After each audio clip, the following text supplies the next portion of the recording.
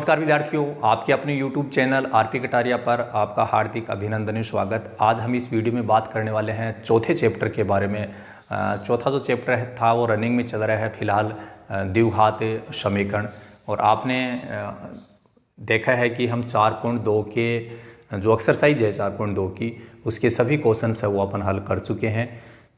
प्यारे विद्यार्थियों, जानकारी के लिए एक बार आपको मैं बता दूं कि किसी भी द्विघात समीकरण को हल करने के लिए हमारे पास में 3 मेथड हैं। पहला मेथड है गुणनखंड विधि, जिसके बारे में हम जान चुके हैं। इसके बाद एक पूर्ण वर्ग विधि, जिसकी बात आज हम करने वाले हैं, और एक है द्विघाती सूत्र।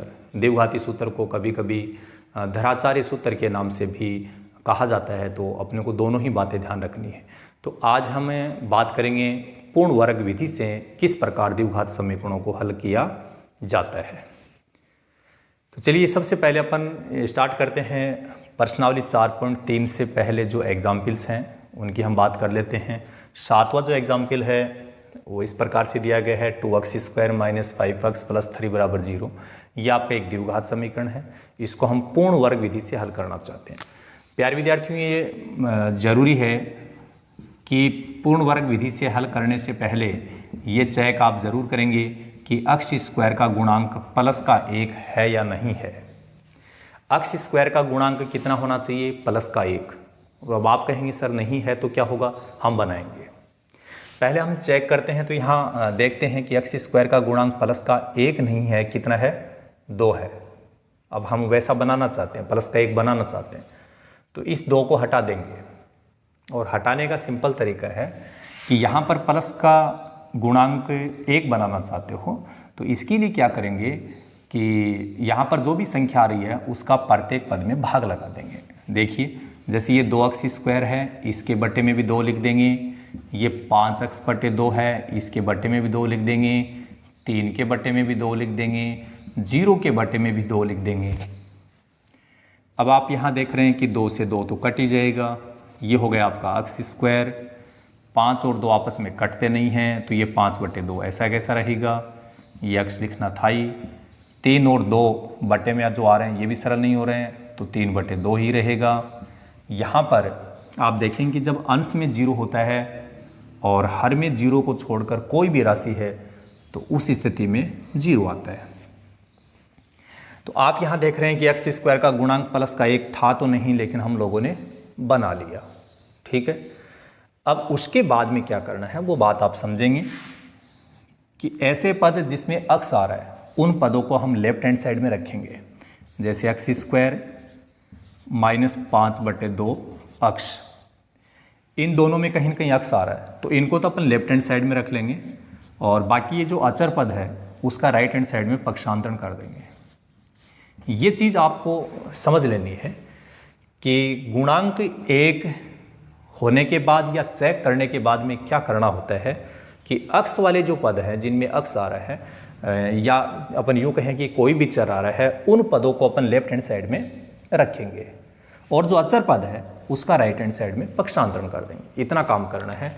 उसके बाद में एक आपको सेंटेंस याद रखना है।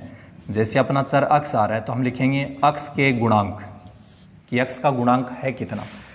ये तो यहाँ तो x² आ रहा है, x तो यहाँ पर आ रहा है, तो x का गुणांक माना जाएगा ये 5/2, जो कि माइनस का है, तो लिख दो -5/2। फिर बोलेंगे के आधे। अब इसका आधा करेंगे। मान लीजिए यहाँ पर 10 होता तो सीधा सीधा उसका आधा 5 हो जाता, हम 5 लिख देते, लेकिन ये तो पहले ही सरल नहीं हो रहा है। और ऐसी संख्या का जब भी आपको आधा करना है तो पहले तो ये लिख दीजिए, और आधे का मतलब है कि 2 का भाग हम और लगा देंगे, 2 अपनी तरफ से लिख देंगे यहाँ बटे में। अब इसको सरल करेंगे तो ये आएगा -5/4। अब इसका करना पड़ेगा हमें वर्ग का। वर्ग करने पर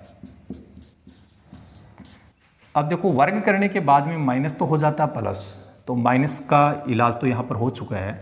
और जो 5 है, 5 का वर्ग हो जाएगा 25, 4 का वर्ग हो गया 16। ये जो लास्ट में संख्या हमें मिली है 25/16, ये हम दोनों पक्षों में जोड़ेंगे। दोनों पक्षों में जोड़ने पर अब किसके दोनों पक्षों में? कि इस सेंटेंस के जस्ट पहले जो हमने समीकरण लिखा था यहाँ और जो स्टेप हमने यहाँ लिखी थी, उसी स्टेप के दोनों पक्षों में हम लोगों को 25/16 जोड़ना है। तो एक बार तो ये लिखते हैं अपन, ये हम मिटा देते हैं कि x² का गुणांक प्लस का 1 होना चाहिए था, जो कि हमने बना लिया था।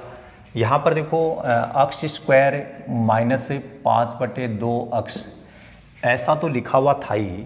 हमने यहाँ पर ये बोला है कि 25/16 हो दोनों पक्षों में जोड़ने पर, तो 25/16 इस साइड में भी जोड़ेंगे और इसमें भी जोड़ेंगे। तो यहाँ 25/16 हम जोड़ देते हैं।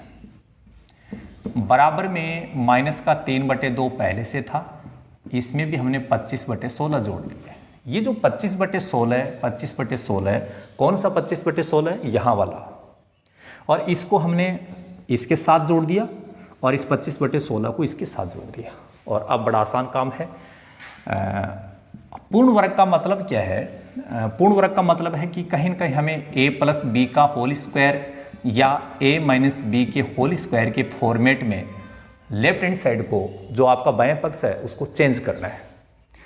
दो ही काम होंगे कि या तो इसको a + b के होल स्क्वायर के रूप में बनाना है यदि बन रहा है तो, या वो a - b के होल स्क्वायर के रूप में बनेगा। अपने को जानबूझ के नहीं बनाना, ऑटोमेटिक बनने वाला, चिंता की कोई बात नहीं है। यहाँ आप केवल x लिखेंगे, यहाँ जैसे स्क्वायर है वो स्क्वायर अंदर नहीं लगाएंगे, वो हम ब्रैकेट के बाहर लगाएंगे, जैसे यहाँ मैंने बताया। ठीक है, यहाँ केवल x लिखेंगे। यहाँ कैसा चिन्ह आ रहा है? माइनस, तो माइनस लगा दो। यदि यहाँ प्लस है तो प्लस लगा दो। एक बार फिर सुन लो, या है तो x² लिखना, अपने को x² नहीं लिखना, क्या लिखना है? x लिखना है। जो स्क्वायर है वो अपन ये जो आपका ब्रैकेट है इसके बाहर बाद में लिख देंगे। फिर यहाँ जो चिन्ह है वो चिन्ह लिखा जाएगा, जो भी है, चाहे माइनस है प्लस है। फिर इस पद से हमें कोई मतलब नहीं।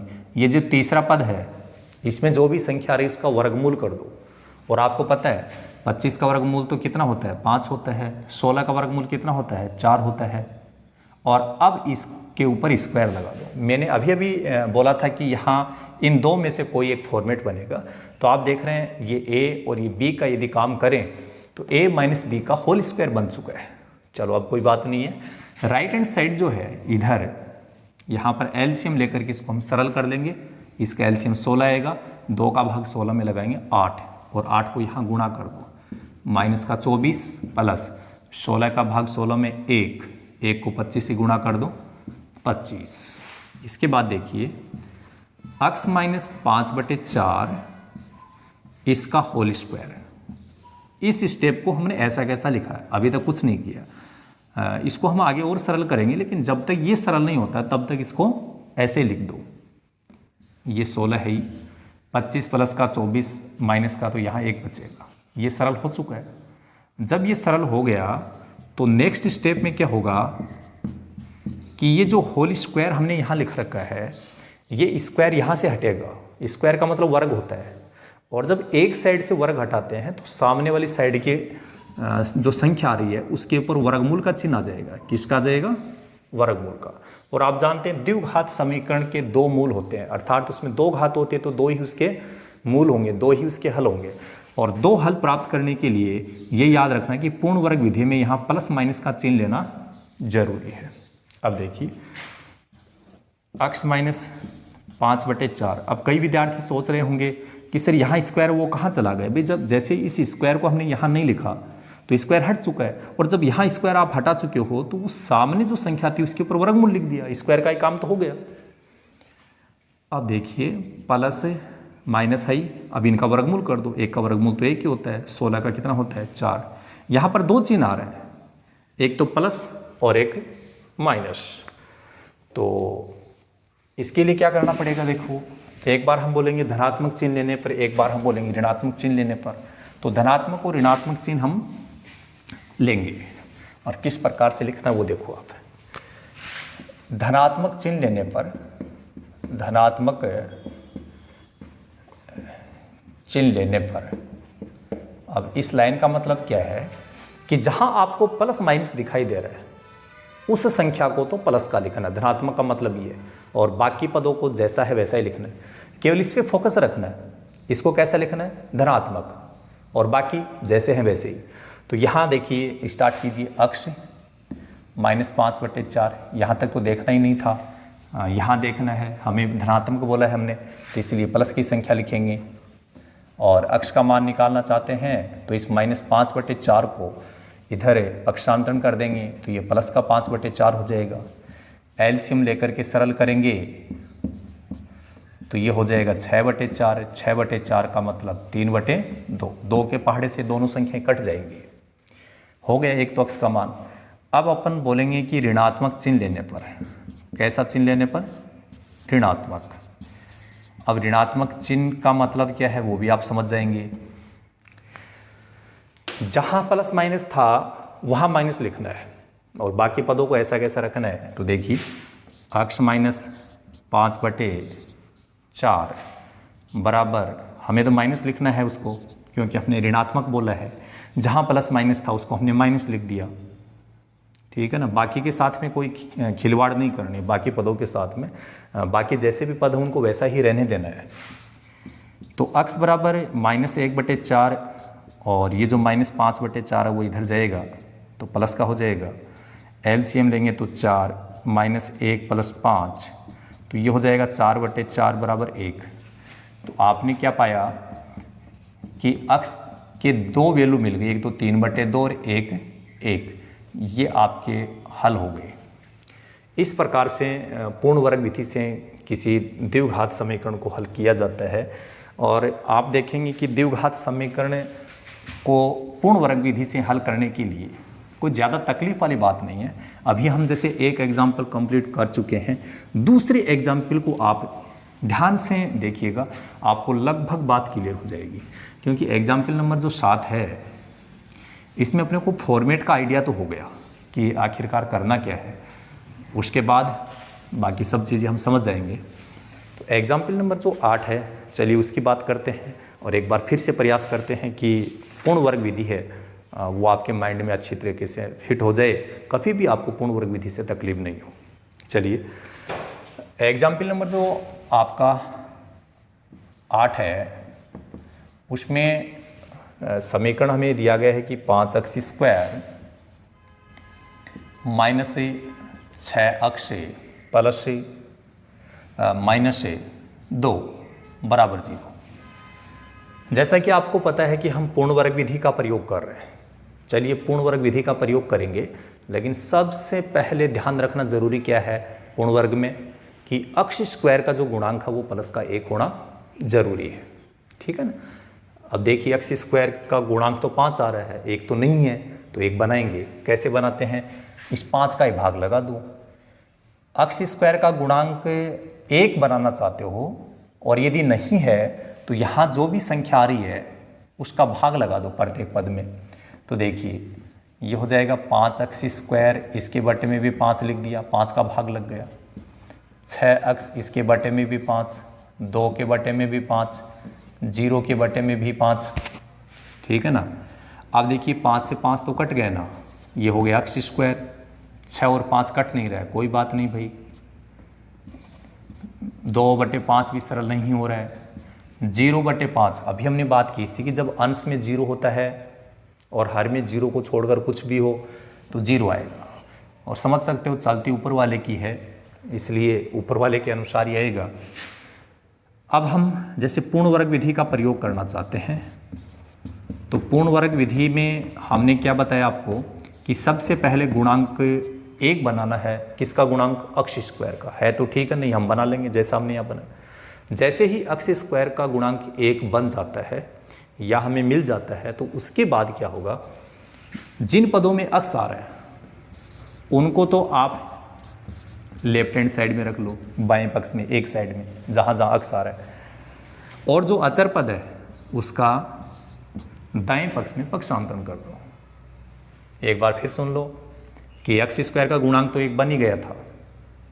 उसके नेक्स्ट स्टेप क्या होती है कि जिसमें अक्ष आ रहा है, पावर कितनी भी, जैसे यहाँ 2 पावर यहाँ 1 पावर, वो एक अलग बात है, लेकिन अक्ष तो आ ही रहा कहीं ना कहीं।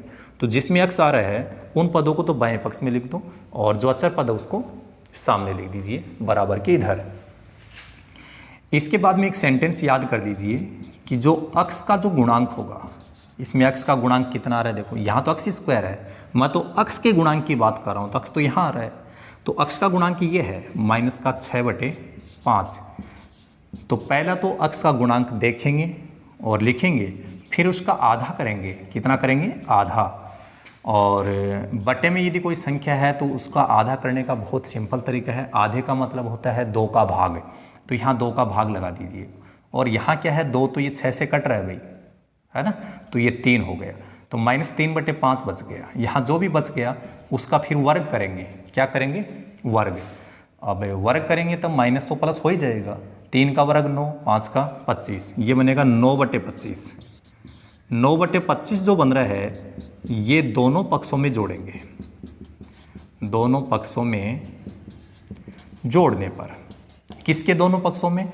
ये जो सेंटेंस आ रहा है इसके जस्ट ऊपर जो आपका समीकरण है, तो पहले तो ये लिखो, इसके साथ 9/25 जोड़ दो और इधर भी 9/25 जोड़ दो। तो ये अक्ष स्क्वायर माइनस 6/5 अक्ष, तो इसके साथ हमें 9/25 जोड़ना था, इधर हमने जोड़ दिया। बराबर में आ रहा है 2/5, इसके साथ भी 9/25 को जोड़ दिया।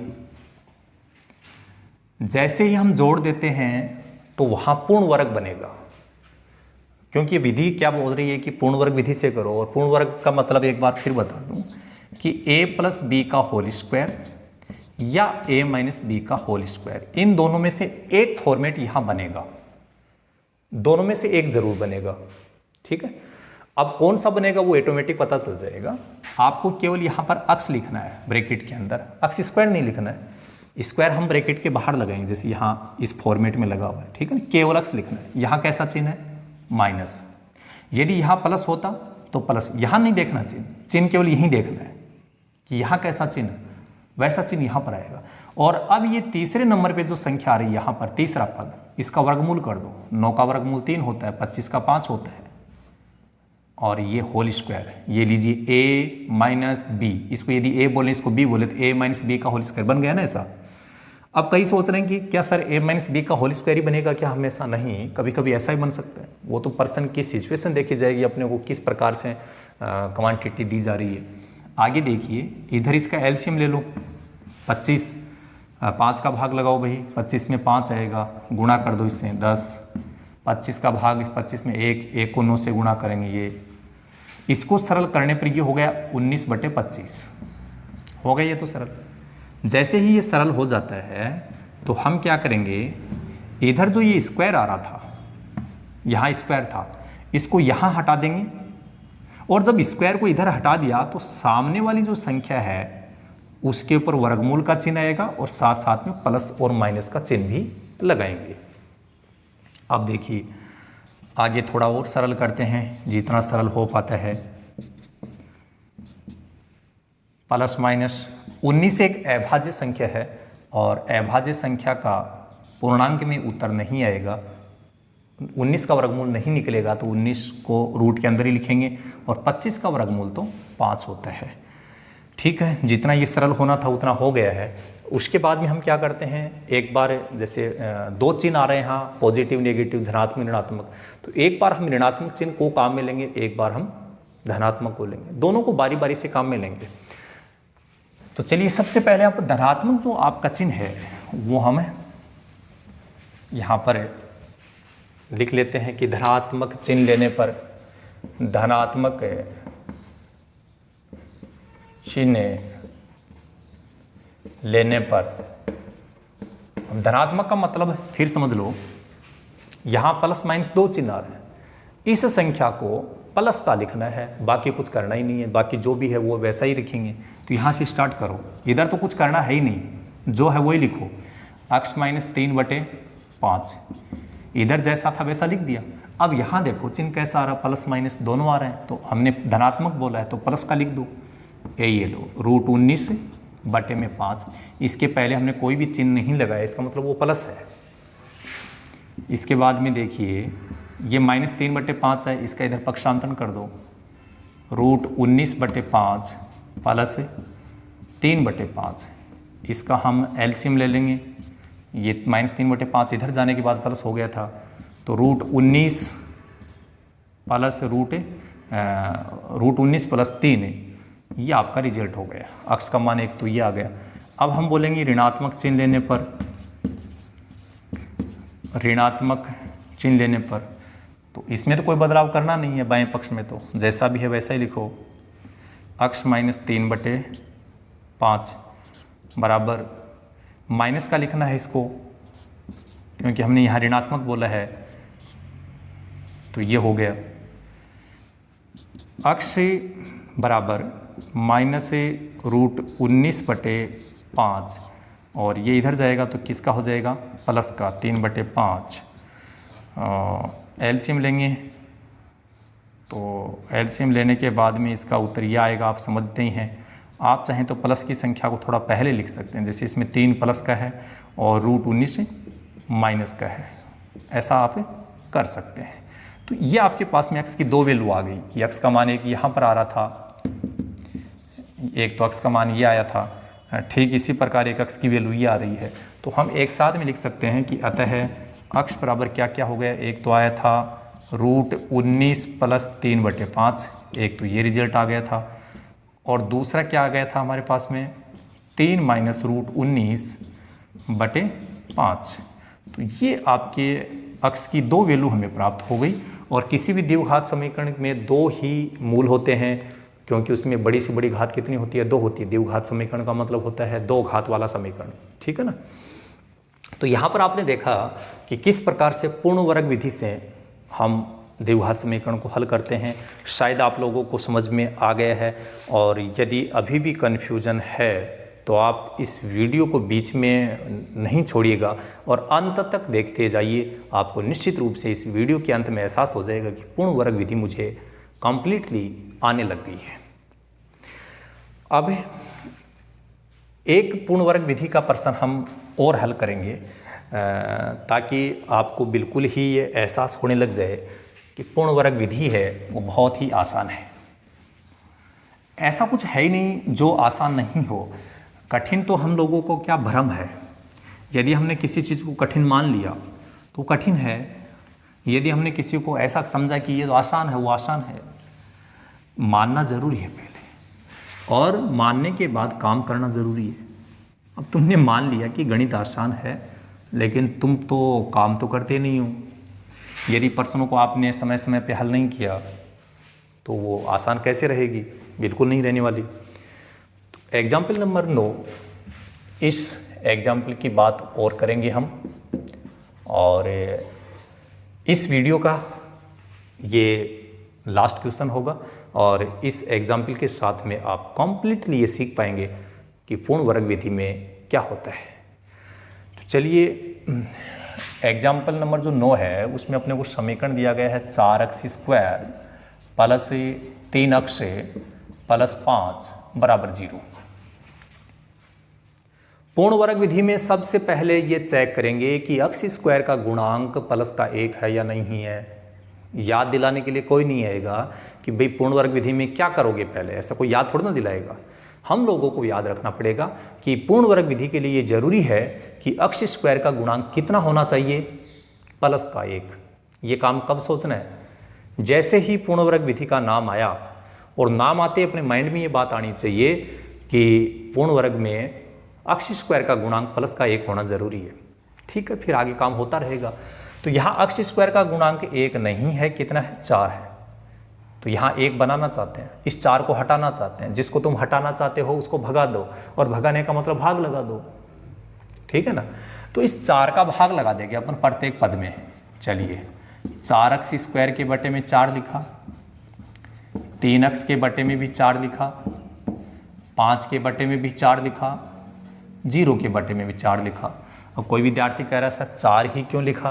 अरे भाई, x² का गुणांक तुम 1 बनाना चाहते हो, 1 है नहीं, तो इसके गुणा में जो संख्या आएगी उसी संख्या का प्रत्येक पद में भाग लगाएंगे।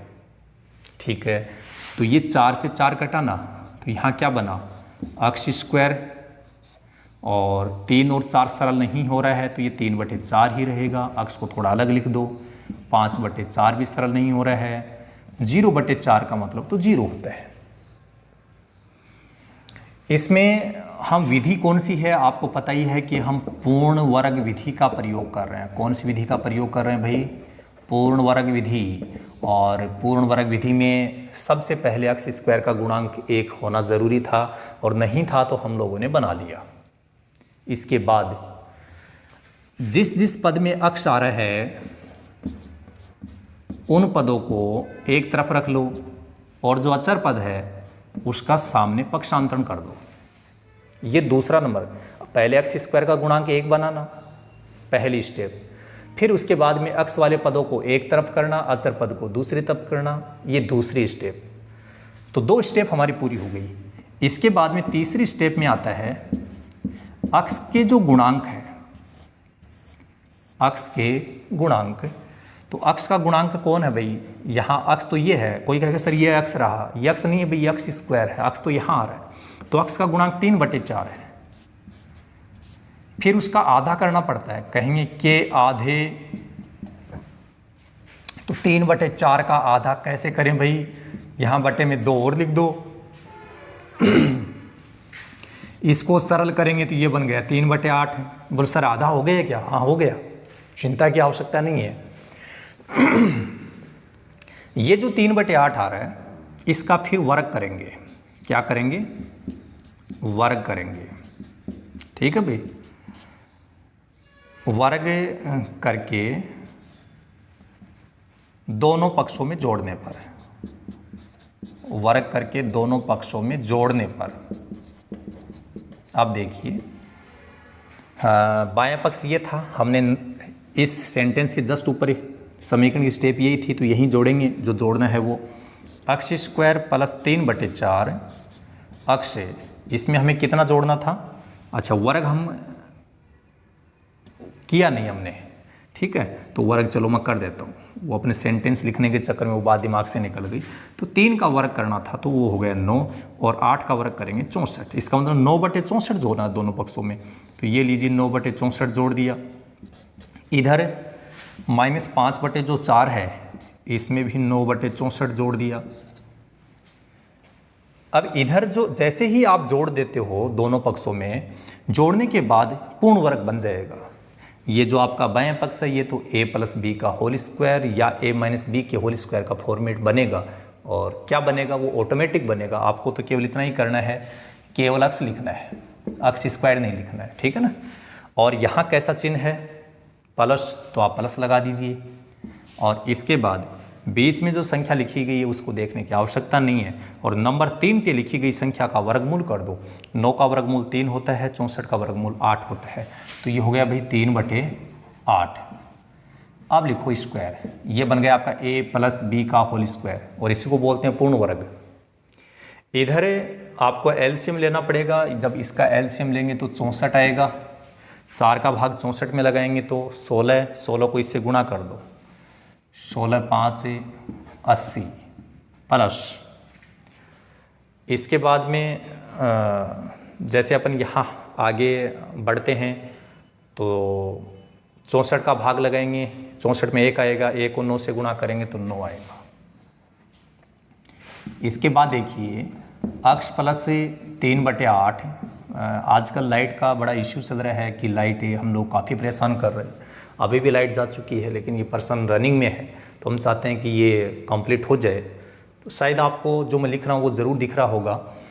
इसके बाद देखिए आप यहाँ पर इसको सरल करेंगे तो -71/64 आ गया। यहाँ पर एक बात ध्यान रखना ज़रूरी है भाई, इधर जो रिजल्ट आ रहा है यदि वो माइनस का आ गया है तो उस स्थिति में हम लोग क्या करेंगे, इसको आगे हल नहीं करेंगे। कारण क्योंकि यहाँ से जैसे ही आप वर्ग हटाओगे और वर्ग हटाने के बाद यहाँ पर जो संख्या लिखी गई थी उस संख्या का वर्गमूल करेंगे, तो रूट के अंदर यदि माइनस आ जाता है तो ये संख्या क्या हो गई भाई? काल्पनिक। क्या हो गई? काल्पनिक हो गई ये संख्या, ठीक है। तो काल्पनिक यदि संख्या है तो इसके लिए हम लोग इसको आगे हल नहीं करेंगे, इसका रिजल्ट केवल यहीं छोड़ देंगे। इसके बाद में आगे हम सरल करेंगे नहीं, क्योंकि काल्पनिक संख्या का वर्गमूल निकालना जो है वो निकलता ज़रूर है, जिसमें आयोटा का प्रयोग होता है, लेकिन वो हमारे सिलेबस के अंडर में नहीं आता है, वो हमारे सिलेबस में नहीं है, इसलिए हम इसकी बात आगे नहीं करेंगे। और इस तरीके से आपने देखा कि आप प्रोसेस देख चुके हैं कि पूर्ण वर्ग विधि से किस प्रकार से हल किया जाता है, केवल इतनी बात समझ गए। यहाँ पर थोड़ा ध्यान रख लेना भाई कि माइनस आ जाए तो वर्ग हटाने पर वर्गमूल करेंगे तो ये ऋणात्मक जो चिन्ह था ना पहले से जो यहाँ था वो रूट के अंदर ही लिखा जाएगा। रूट के अंदर ऋणात्मक संख्या लिखी जाती है वो काल्पनिक हो जाती है, उसको हम आगे जा कर के सरल नहीं करेंगे। चलिए इसमें लगभग इतना ही काम करेंगे। आप ज़्यादा लिखना चाहो तो यहाँ पर लिख सकते हो इनके मूल, इनके का इसके मूल, समीकरण की बात हो रही है, इसके मूल काल्पनिक होंगे। कैसे होंगे भाई?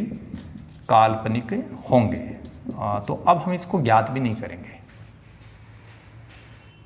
इतना ही काम करेंगे। चलिए लाइट वाली प्रॉब्लम चल रही है, आगे अपन नेक्स्ट क्वेश्चन कर नहीं पाएंगे। So thank you so much, all the best, be positive always.